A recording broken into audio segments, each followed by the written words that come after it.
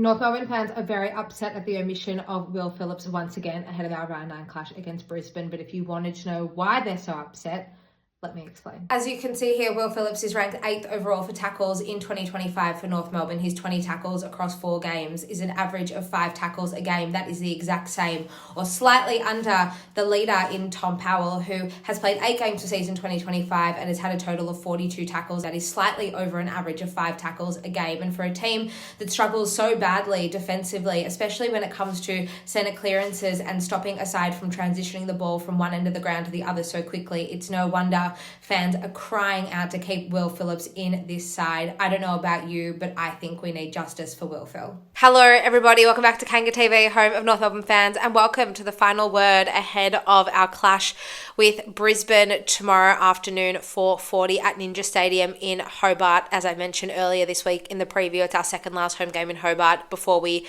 set sail for the final time down there in the Apple Isle. You would have seen the clip that I posted about Will Phillips. I made that for socials yesterday. That's how we're going to start, I guess, this video. Will Phillips is one of 3 players who are out of the side ahead of our round 9 clash. He and Kallan Dawson both omitted from the best 23, and Jackson Archer, of course, with that hamstring injury, will be sidelined for approximately 8 weeks. In comes George Wardlaw, a massive boost returning from injury, and we welcome back Toby Pink and Aiden Core to the side. Will Phillips, I suppose, is the place that we'll start, and I've had a bit of time to think about Will Phillips and how I feel about his omission yet again, and I feel like leaving him out of the side is probably going to hurt us in the short term, but I don't think it's going to be detrimental to North Melbourne and where we go long term. And that maybe is allowing this to be a bit of an easier pill to swallow. As I mentioned in that video, Will Phillips and his tackling pressure and his tackling efforts and defensive efforts have been huge for us when he has played so far this season. He's only played 4 games for North in season 2025. He's had a total of 20 tackles across the 4 games. It's an average of 5 tackles a game. That is on par with Tom Powell, who is the number 1 ranked tackler at North Melbourne in season 2025, 42 tackles across 8 games. It's just above an average of 5 tackles a game. So he's mixing it with the best. But on the flip side to that, all of his other stats and all of his other stat lines are either average or below average across the AFL and the competition for season 2025, even of that sample size of 4 games. So where I sit right now is that his tackling pressure is great. And for a side that lacks defensive backbone and that allows teams to walk the ball from one end of the ground to the other so often, we are in the bottom 4 in the competition for defense.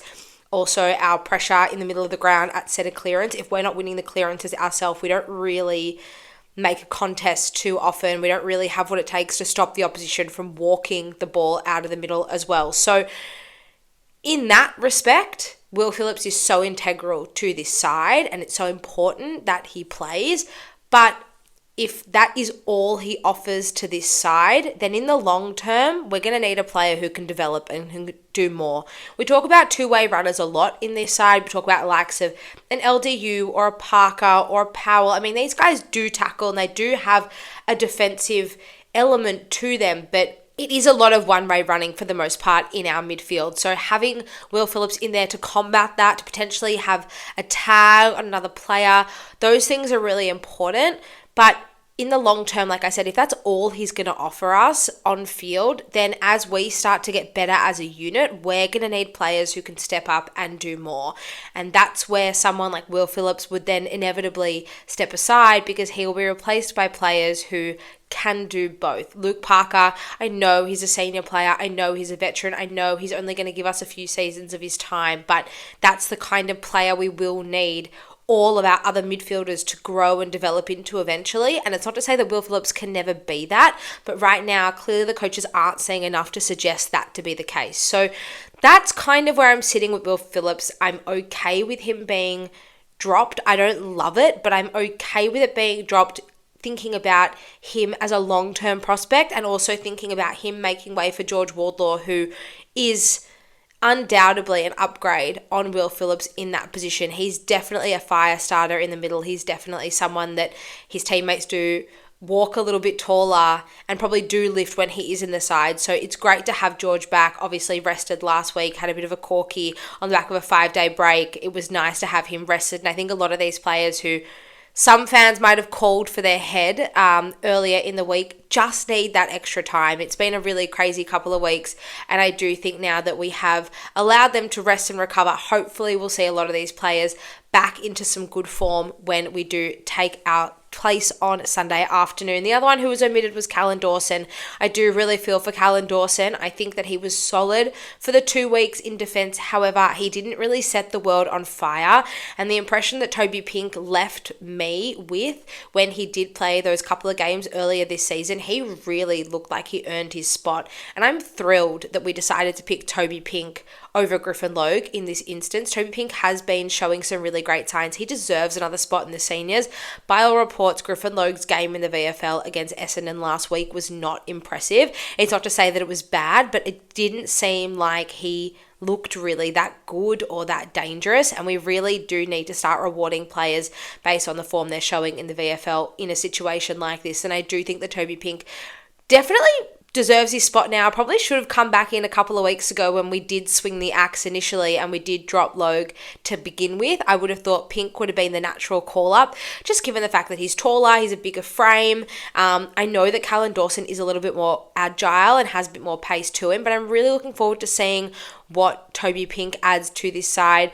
I do, like I said, feel bad for Cal Dawson. I think the backline has functioned quite well over the past couple of weeks, but that then brings me to the next realization that I made, probably seeing the initial extended interchange bench on Thursday night, and then again seeing the final side tonight.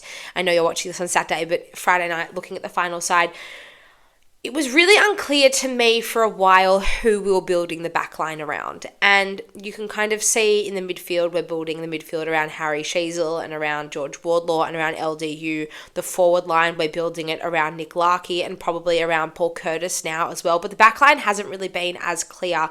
And the injury to Jackson Archer suggests to me that that's actually the guy that we are building our backline around. We looked so much better over the past couple of weeks when he was in the side and in that back line.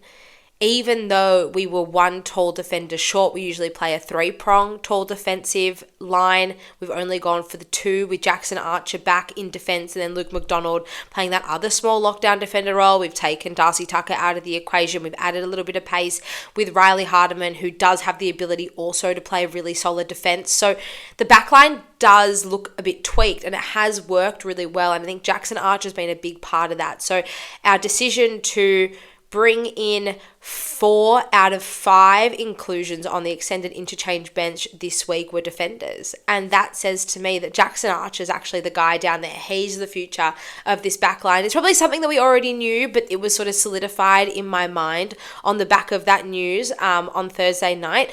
I also do really feel for Geordie Payne. He was obviously added on that extended interchange bench. There was a debutant teased. It didn't really feel like there was a big song and dance and a big build-up the way there usually is when a debutant comes to the side. So I wasn't too sure if he would make that final side or not. I do really feel for him, but I hope we do see him in the next few weeks.